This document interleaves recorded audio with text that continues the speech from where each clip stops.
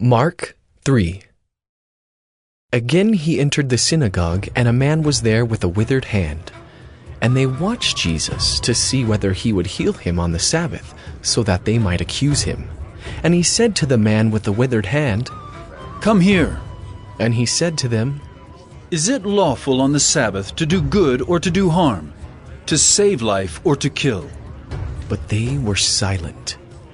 And he looked around at them with anger, grieved at their hardness of heart, and said to the man, "Stretch out your hand."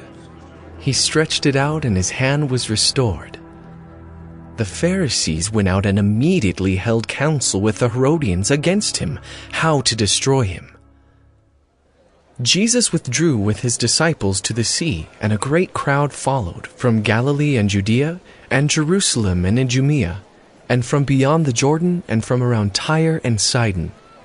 When the great crowd heard all that he was doing, they came to him. And he told his disciples to have a boat ready for him because of the crowd, lest they crush him. For he had healed many, so that all who had diseases pressed around him to touch him. And whenever the unclean spirits saw him, they fell down before him and cried out, "You are the Son of God!" And he strictly ordered them not to make him known. And he went up on the mountain and called to him those whom he desired, and they came to him.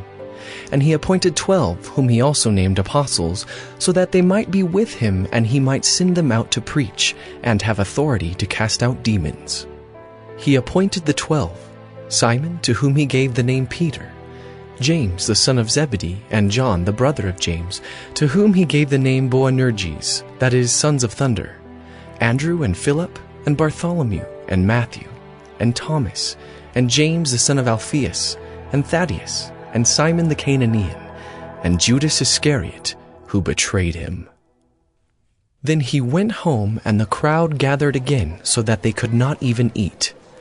And when his family heard it, they went out to seize him, for they were saying, "He is out of his mind." And the scribes who came down from Jerusalem were saying, "He is possessed by Beelzebul, and by the prince of demons he casts out the demons." And he called them to him and said to them in parables, "How can Satan cast out Satan? If a kingdom is divided against itself, that kingdom cannot stand. And if a house is divided against itself, that house will not be able to stand. And if Satan has risen up against himself and is divided, he cannot stand, but is coming to an end. But no one can enter a strong man's house and plunder his goods, unless he first binds the strong man. Then indeed he may plunder his house.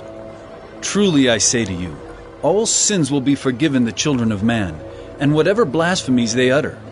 But whoever blasphemes against the Holy Spirit never has forgiveness, but is guilty of an eternal sin." For they were saying, "He has an unclean spirit." And his mother and his brothers came, and standing outside they sent to him and called him. And a crowd was sitting around him, and they said to him, "Your mother and your brothers are outside seeking you." And he answered them, "Who are my mother and my brothers?" And looking about at those who sat around him, he said, "Here are my mother and my brothers. For whoever does the will of God, he is my brother and sister and mother."